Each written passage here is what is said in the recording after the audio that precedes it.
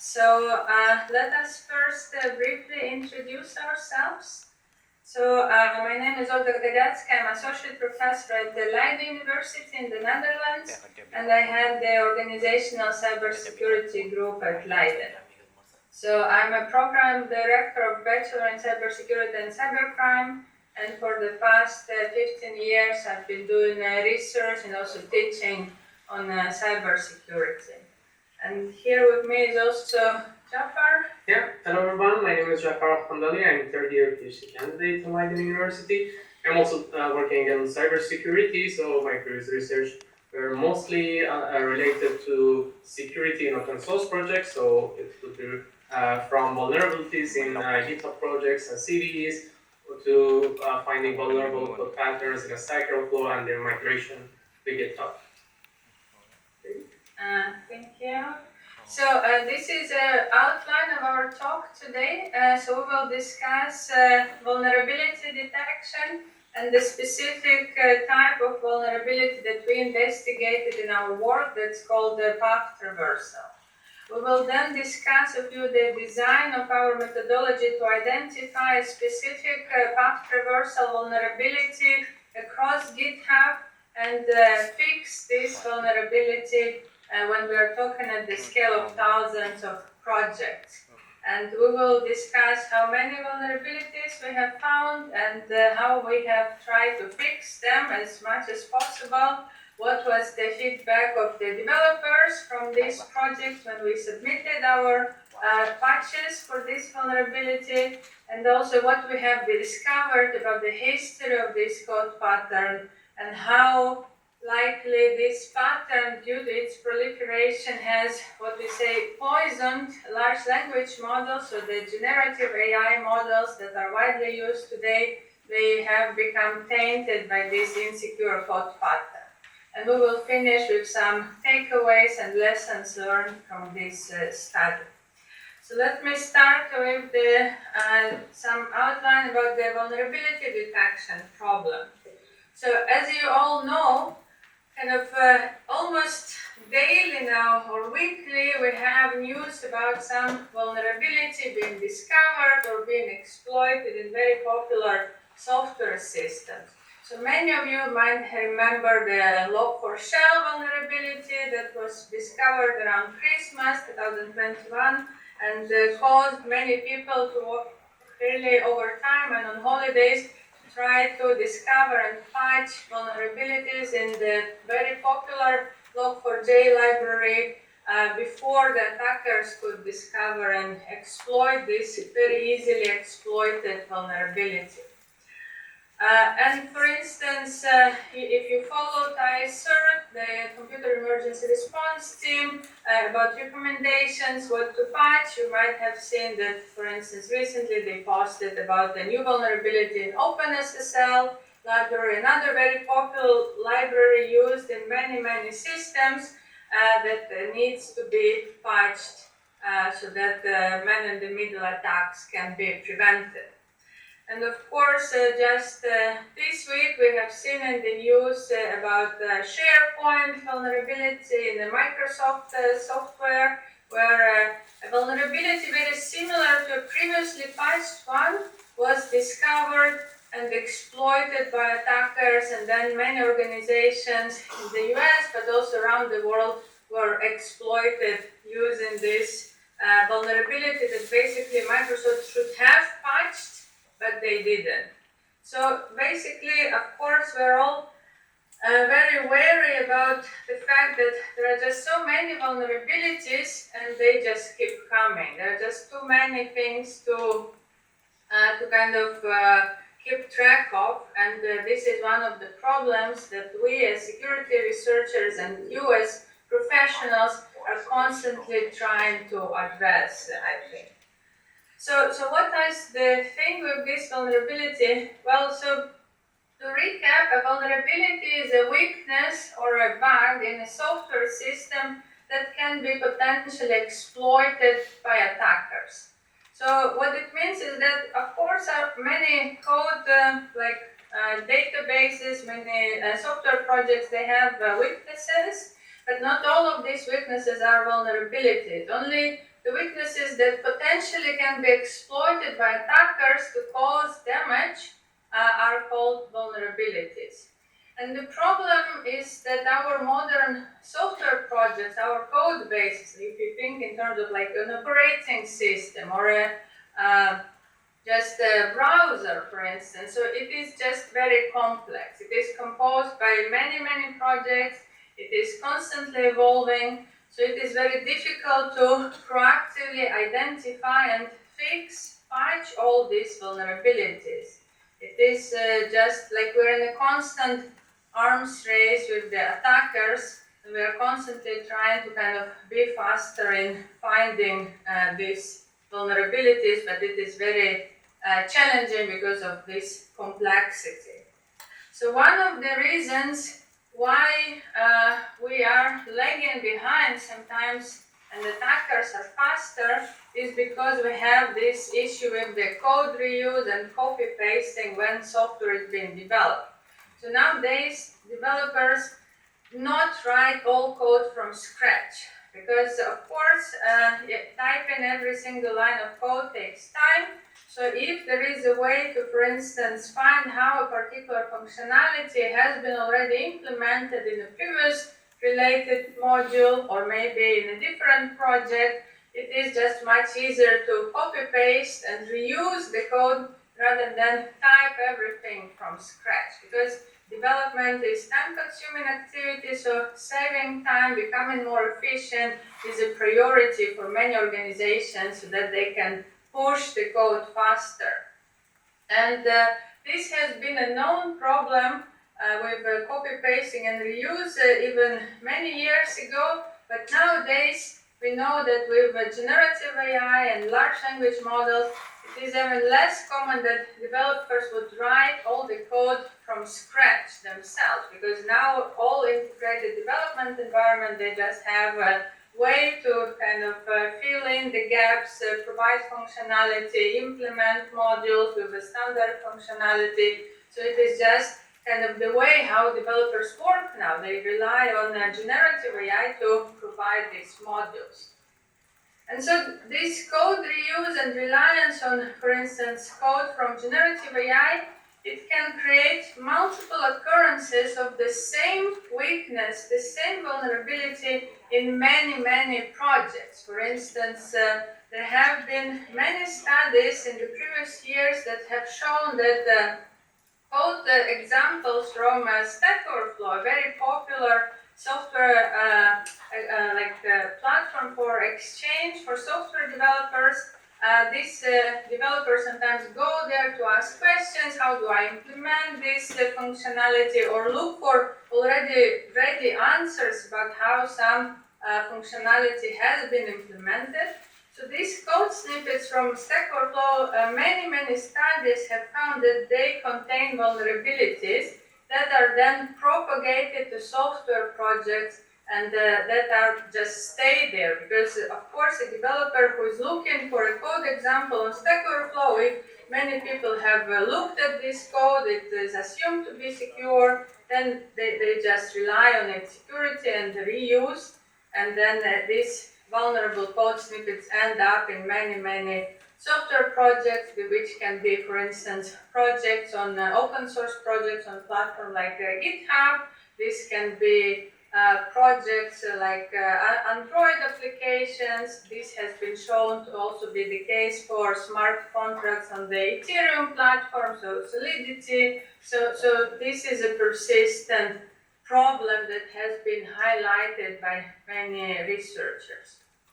And so in our work, we looked at this one particular example of how one vulnerable code snippet has propagated across many open source projects on GitHub, and then we wanted to understand how can we detect this vulnerability, how can we patch it when we are talking about thousands of different projects with different potentially variables, with different ways how this functionality is used, and how can we submit these patches to the maintainers, to the owners of this project, so that they can patch them.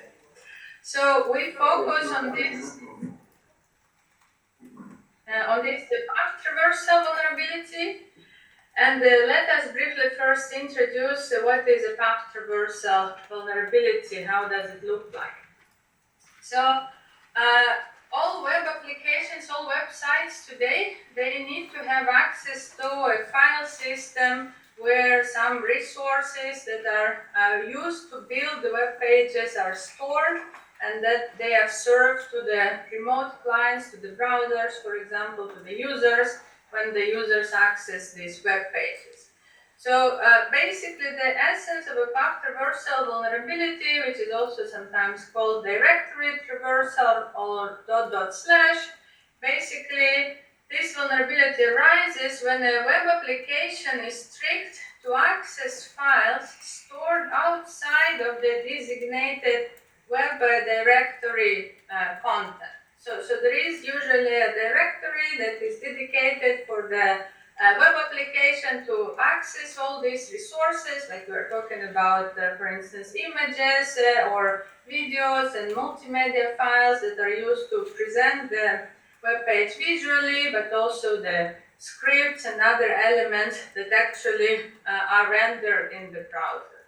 So these all resources are stored in a dedicated directory, but of course there are other files that are available on the file system. So if a web application is tricked to access files that are outside of this dedicated directory, this is a path traversal attack. And then we will show to you what are the security implications of this path traversal attack. So more practically, we have a web application, for instance, a file server. And for instance, if we're talking about the Node.js system, then, for instance, user accesses a web page that contains a file and profile picture of that user, and that file is stored on our web server file directory under the image/profile.png. So this is photo or some profile picture of this user that needs to be shown to him or her when they visit the web page. So when the file server needs to retrieve this web page, this file, and to show it to the user, to return it to the browser, then it would usually join the path to the designated web directory, the file system public directory, with the requested path to the resource. So for instance, we can have a public directory for the web resources at the opc/app/www, and then we have this profile.png file. So then we just merge these two strings, and then we say basically, okay, retrieve the content that's at this precise address in our file system and send it to the user. And this is where this vulnerability arises. And now I give the floor to Jafar to demonstrate how this vulnerability works, and then walk you through the design of the system that he mostly developed to address this vulnerability. Thank you very much. So, can you see my terminal now? Yes, but it's a bit small. Okay, so I will increase the font. Is it better now? Background color. Should The background Should I color, please. Okay, let me see if Maybe I white. can.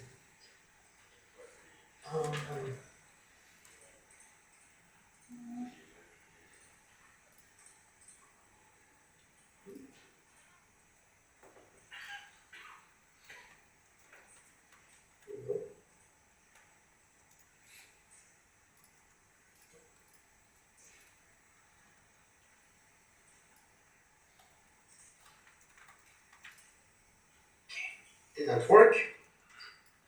So I hope that you can see the code like this, or not.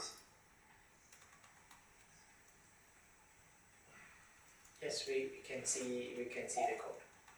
Okay. So at first I will demonstrate a simpler past traversal vulnerability in Node.js, and then we will discuss the actual vulnerability that was found. So just briefly take a look at this code, and this is the main structure of the research, so it's very important to understand what's happening here. So here we're creating an HTTP server, and then we receive a URL from the client, and then we will try to parse this URL. Based on the parsed URL, we will extract the path name, and the path name is the path after the first slash after the domain. And then this is the normal path name that you will end up, but for now we want to just check if it's in the home directory. We will, for now, just for demonstration purposes, use a query parameter called q, and we will use this file name, and then we will join a base directory with this file name to read this file here, and then send it back to the client.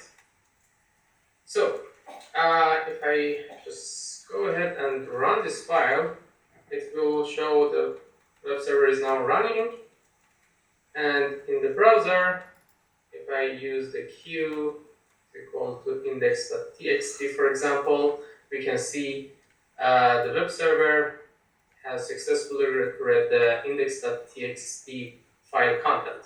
So you can also see it here that we have files directory, and inside that is the index.txt. And to show that how this vulnerability can work and why it's dangerous, we can simply request a URL outside current directory. So for example, we can, instead of mentioning I want to read index.txt, I would just say I want to go up and then read the etc passwd file.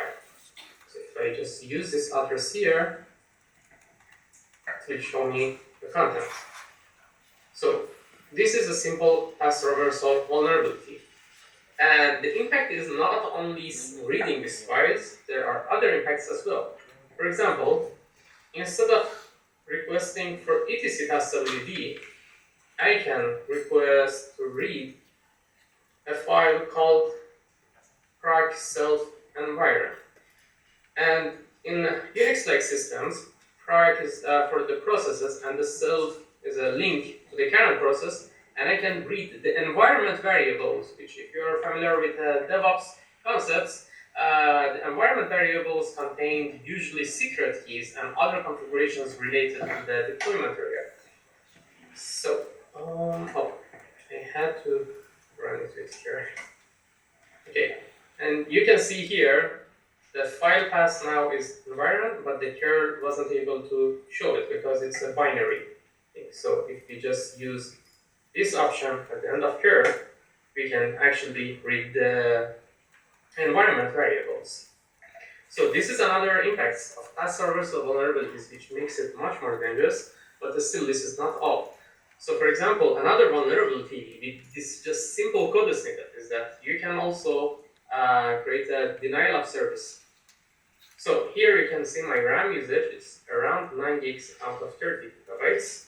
And if I try to read a very large file, like dev random,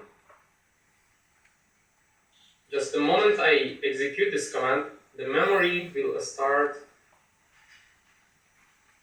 increasing every second. So I don't want to leave it until it, for cache. It should be safe, but yeah, it's kind of playing with fire, so yeah. So we will just cancel the server. Okay. Maybe it's also good to mention that if you send a request and cancel the request, it's still working because the process is still running in the backend. So this is it for just demonstrating the dangers of this vulnerability, and we have seen how we can access files outside the intended directory. So the intended directory here was the files directory, and here we access something at the root of the system. So let's go to the next step, which is the actual vulnerable example. For this thing, I will demonstrate WebUI Area 2, which is an open source project, WebUI Area 2. You can see it has over 10,000 stars, and this is the code in the Node static file server for this software. So it's a little bit different, and the thing is, instead of reading a query parameter like Q here, this Q, it's actually using the path name. So it's using the path inside the URL without using a query parameter. So it might look exactly the same, but it's not, and we will discuss it now. So if we just run it here and try to run the same command, so going like this, it will show the file was not found. So I'm not sure if we can give audience time to discuss why it's happening, or we should proceed. Okay, so you can see this is exactly similar to the previous code snippet, but the URL or the path name is here, not inside query parameter. So many people encountered this code snippet and thought, okay, maybe it's safe because they tried it. But the reality is it's not. And I will show you exactly why it's happening. So let's also try to execute this inside the browser. And the browser also can show you what request is being sent.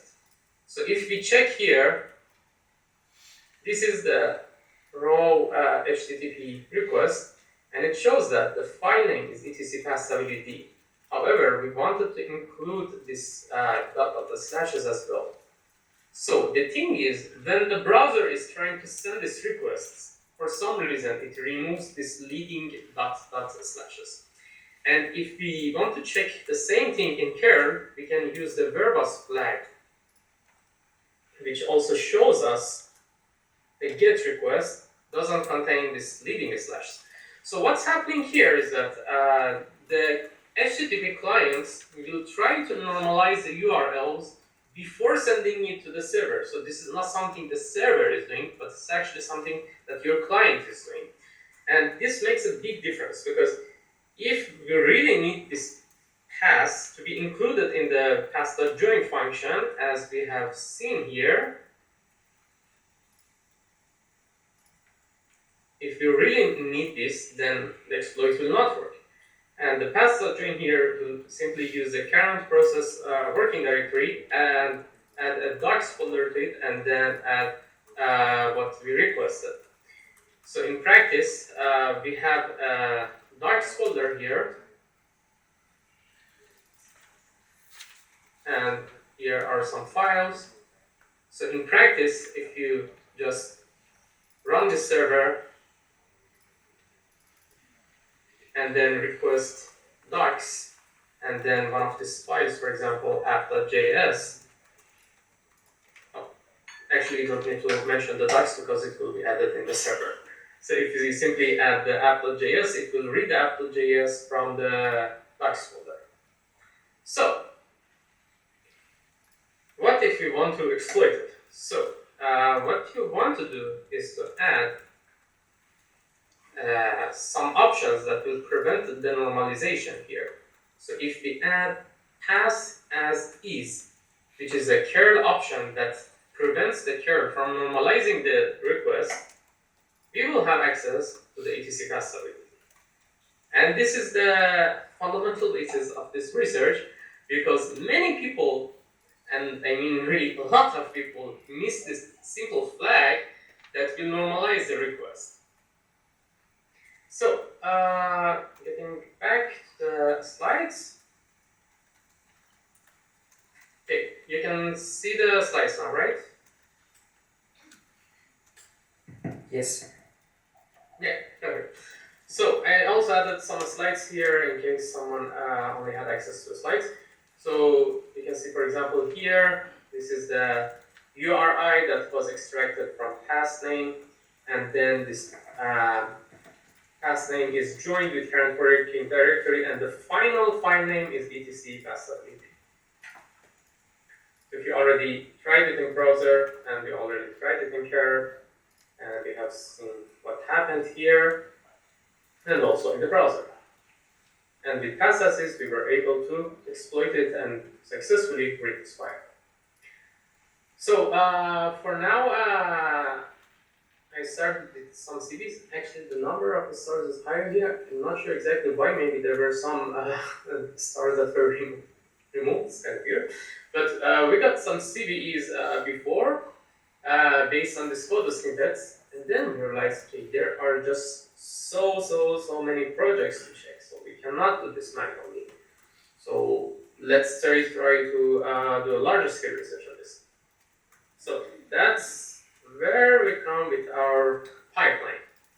So we designed our some steps for the pipeline like this. So at first, we will search for the vulnerable code pattern across GitHub.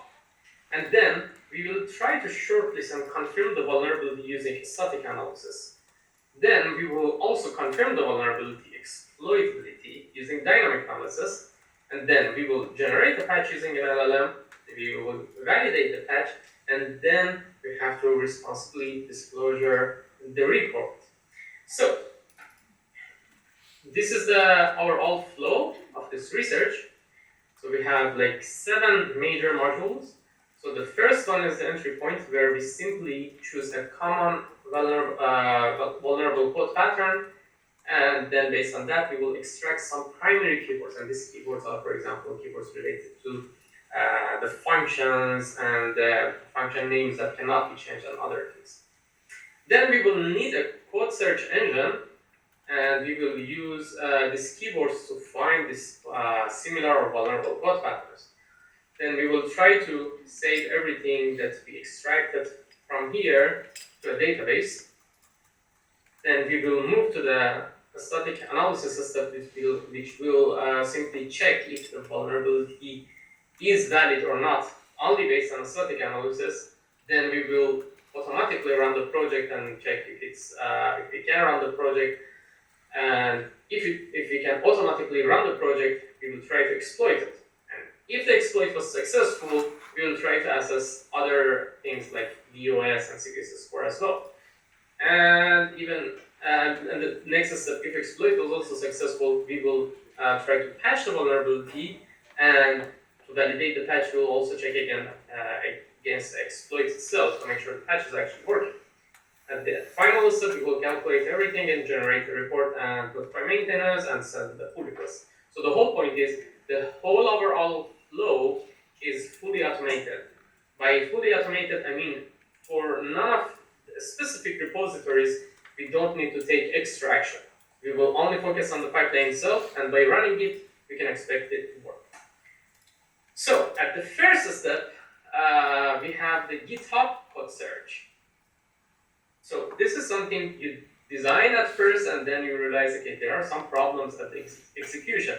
So when I was trying to use the GitHub code search, I realized after page 5, the next button is in gray. And it was really weird because there are so many more results, but it looks like GitHub does not allow this. So I start searching on this, and I realized, okay, on 2022, they said we are working on an API to allow more search without 100 results limitation. And we are still to this state working, they are working, and we are waiting for this feature to be implemented. So we couldn't postpone waiting for this.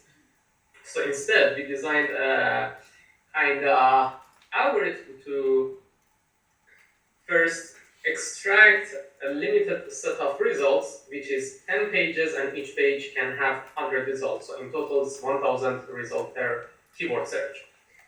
So at first, we will use these keywords to download 1,000 projects, And then we will extract all the unique keyboards in each file, and based on the availability of keyboards in some files and unavailability of the same keyboards in other files, we use the TF-IDF to choose keyboards more smartly to limit our search result.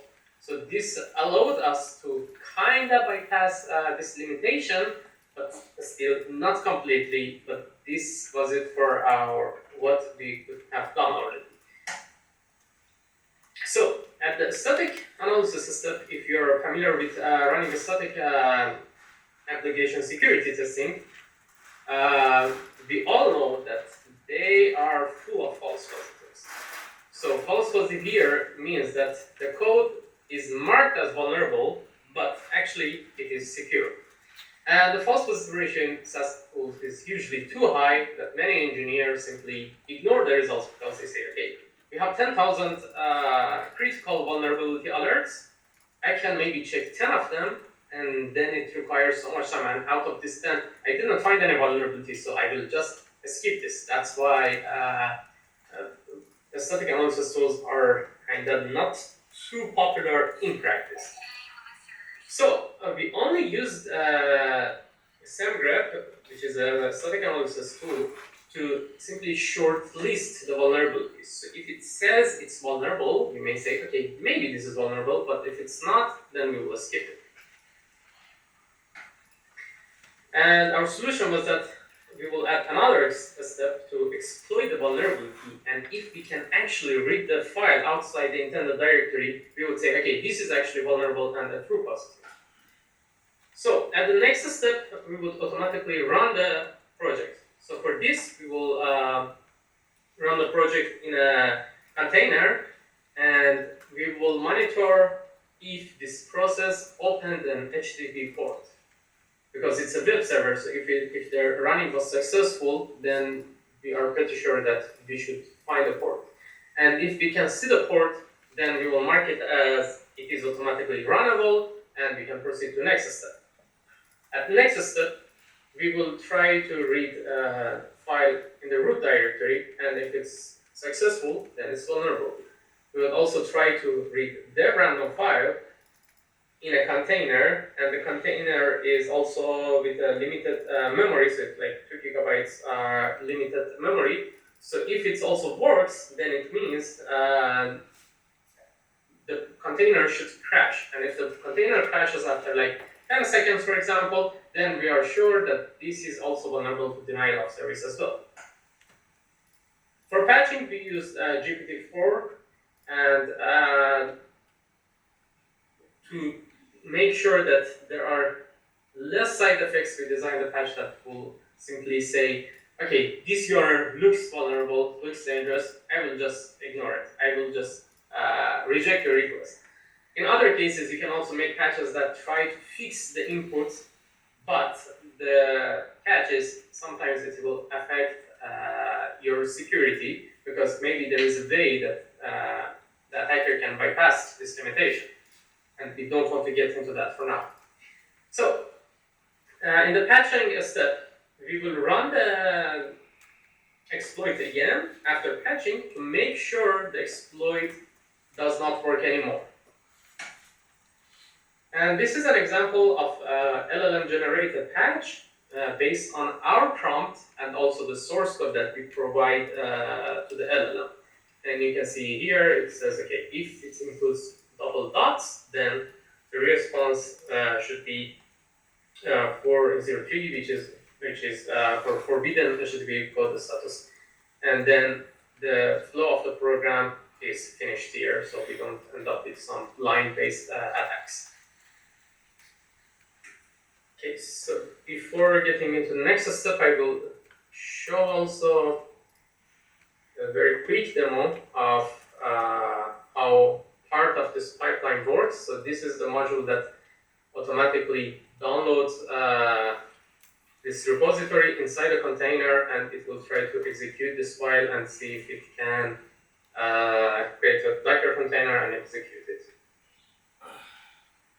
So for this, we also copied a flag.txt, which is a CTFS file, to the root directory, and we'll try to read this file file flag.txt content. So now it says, okay, this is vulnerable, and this is the flag file. And the flag file also is just a random hexadecimal string. Now, if we want to, if we also have the patch, which is here for this, you can see the patch file, and this is exactly the same thing that I showed in the slides. It just added these lines. So if we execute this command, and this command will be always executed automatically by the whole pipeline, not every time manually. This applied the patch now, and now it's checking if the server is vulnerable or not.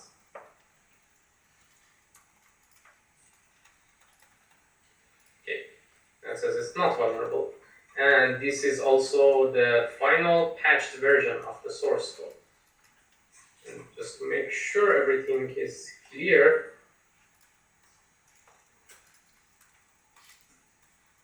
this is the project that we reported. It's abandoned for 5 years. And this is the actual source code.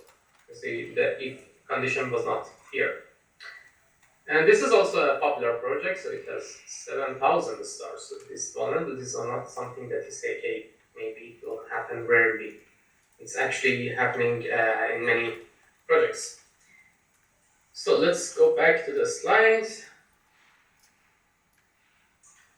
So to responsibility disclosure, the vulnerability, we got the ethical approval from the university, and then we sent issues and pull requests for this vulnerability in a stage approach. So we first contacted popular project that had over 200 stars privately, so that other attackers cannot see if we opened like 500 pull requests. They cannot track everything before it's fixed.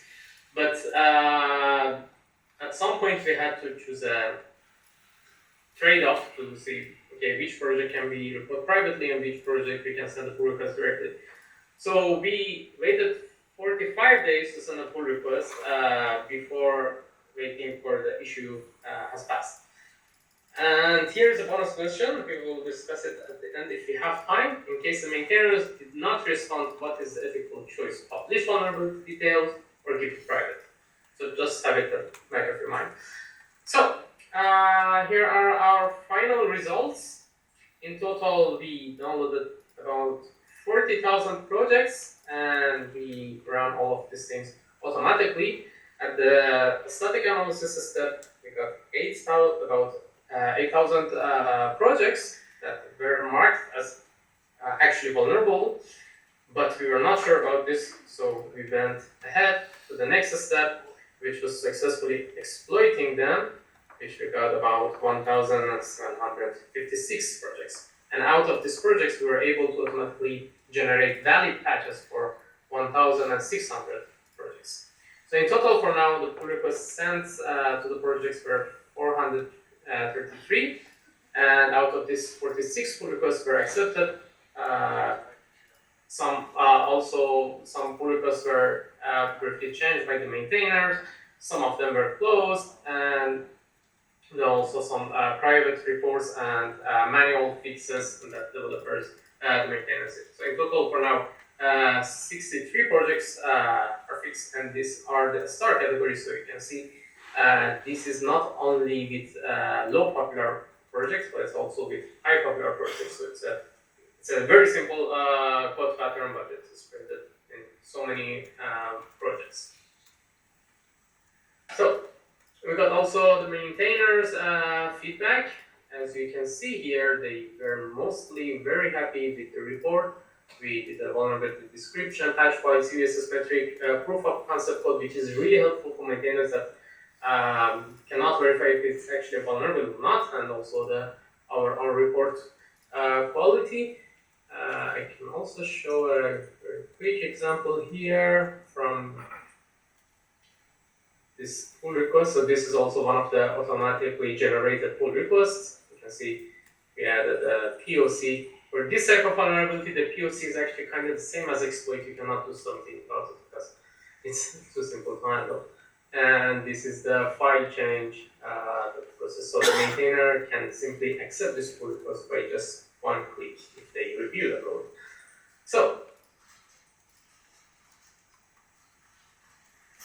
there are some comments and feedbacks from developers. For example, this one was a course in Leiden University, and this said, okay, this was used in previous semesters, but we will fix this in the next semester for this material, and they fixed that. This is from ACE project, which is from AWS, which is our most popular project that we found vulnerable. This is from Threat Exchange from Facebook. So this code was just everywhere. And we have to mention, yeah, this is not like that. We cannot say if the code is there, then the production server is on fire and it's 100% vulnerable. There are different cases of already. So this one on the test server, so not necessarily in production. And yeah, there are other feedbacks. People were mostly happy with vulnerability. Then always there will be someone who complains. So some people said, yeah, stop spamming because they saw our GitHub user sending like 400 pull requests in just 1 week.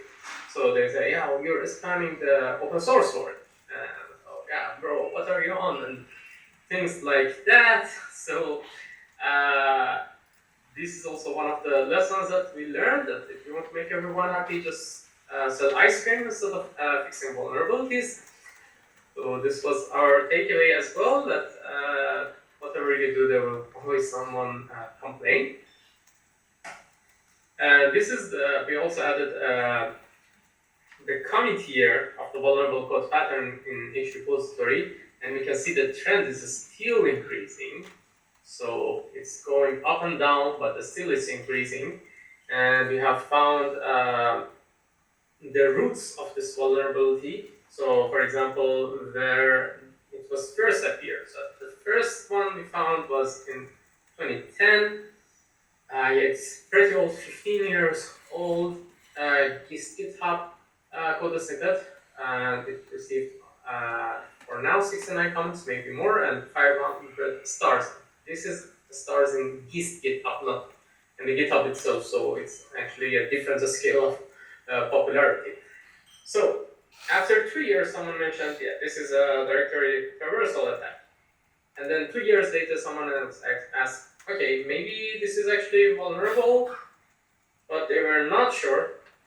And then at the same year, they said, yeah, if you just try to visit this, it will resolve to this directory, so it should be fine, don't worry. So they said after quick testing, which I will show you, if you don't use the pass as is, the quick testing will not work. Then we are in 8 years passed since the first appearance of this code snippet, and then someone said, yeah, this is insecure, someone can request. 2 years later, so 10 years after the vulnerability, they said, yeah, I guess you're not. How this works, because as coded here, it will not resolve. So it means it's safe. So you have seen 10 years has passed. People are discussing it. These people are not saying, for example, completely junior people. They're people that can communicate in open source communities. So they expect it to be better than junior developers, so they are not unexperienced developers. And we have also seen this in a Stack Overflow, that it has been seen 750,000 times, and plus 100 times. And one of the most popular with question in a Stack Overflow Node.js, and they said, yeah, maybe it's possible. I see no checks against it, and it was also in Firefox and in community codes, many other places such as YouTube channels and Node.js tutorials. I've seen many of them. So we try to fix all of these things by, for example, adding a comment at the GitHub, fixing the code in a Stack Flow, but it will take time and cannot actually fix all of this. So we give the floor to Olga for the poison the lone scar. Yes, thank you, Jafar. So we also were wondering how did the popularity of this code snippet, because it affected so many projects, and you have seen it appeared in various reputable sources for developers like GIST, Stack Overflow, YouTube channels. What was the impact of this insecure snippet on the LLMs, on the generative AIs that is being used by developers nowadays? So we have experimented with several popular LLMs. So they were the top LLMs a year ago when we did these experiments. So for instance, we used several versions of Copilot, several versions of ChatGPT, Gemini, and Claude. And so the first thing we did, we just asked these LLMs to generate the code that would create this static file server in Node.js. And you can see on the leftmost picture that most of these LLMs, they would produce a vulnerable pattern, exactly the pattern that we have seen that is vulnerable to the path traversal attack. So only two LLMs were able to sometimes generate the secure version of this code, but majority of this, we tried 10 times with each LLM, and majority of these snippets, they were insecure. So then we, in the next prompt, asked to make it secure, and then some of these LLMs, they reacted by kind of improving the security, so making the code pattern secure. But still, you can see that, for instance, Claude and Copilot and GPT 3.5, they were not able to produce a secure code snippet even after explicitly prompted for giving a secure code snippet in all 10 attempts. And then in another experiment on the right side, we explicitly asked from the very beginning to generate a secure code pattern that would not be vulnerable to path traversal vulnerability. So now you can see that the results improved. So like for instance, Gemini and GPT-O, they were able to, in majority of cases, generate secure code pattern. However, for instance, Copilot and GPT 3.5, they were never able to produce a secure code pattern, even when explicitly prompted for secure code version. And overall, you can see that none of these LLMs, which were state-of-the-art, was able to consistently produce secure code all 10 times. So it means 1 year ago, when a developer would prompt an LLM for this code pattern, sometimes they would end up with insecure code, and if they are not very experienced developers like Jafar, who has worked a lot on identifying vulnerabilities like that, they would likely just miss this vulnerability, as we have seen what happened in the communities on GIST, on Stack Overflow. Experienced people comment and say, no, it's okay, it's not secure, I tried it, it is secure. So it is a big problem for us even today. Even if we try to fix this vulnerability, we reported it to the most popular projects. 14% of projects that we report to, they fix this issue, but this is a persistent problem that still kind of pollutes or poisons the ecosystem that we are today. So with this, let me move to the takeaways and the lessons learned from this research, and maybe some recommendations that we can give based on this research.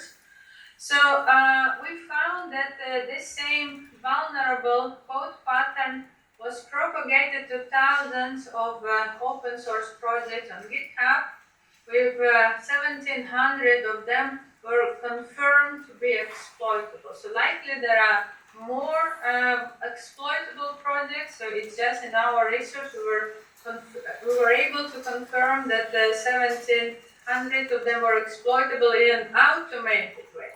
But if we take more time of each individual project that was, for instance, found vulnerable by static analysis, and we try to play with more projects, definitely would be found to be exploitable. Just because in an automated way, of course, there are corner cases that a project was not able to run automatically out of the box. Then we found that due to this long time that this vulnerability is around, and the fact that it is just around in so many projects and in so many community websites, LLMs now often generate this code pattern insecurely. So they have learned from this insecure code pattern, they propagate it further.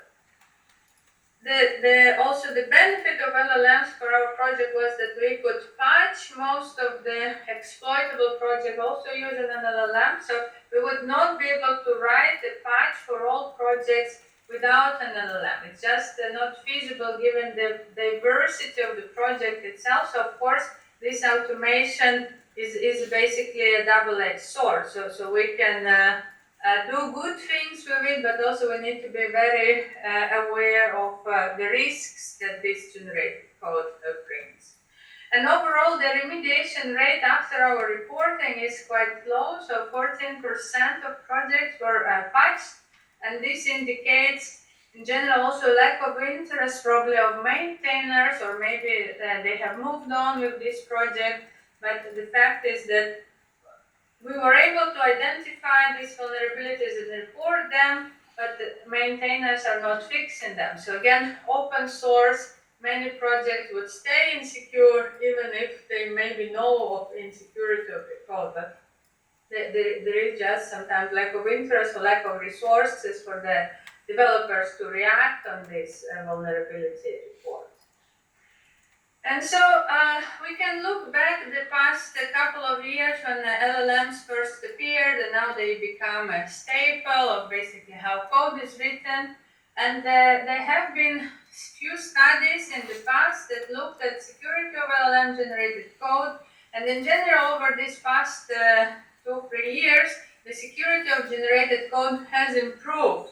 So for instance, one recent study found that on average, LLMs are slightly more secure than a Stack Overflow. So if we prompt an LLM to generate a code pattern for implementing some functionality and look at the same request that was done on Stack Overflow for this functionality, slightly likely that LLM will produce a code that is more secure than what is on Stack Overflow. So that's already something, but we have seen in our results that it is very critical to be vigilant and really double check everything before integrating this generated or copied code into own projects.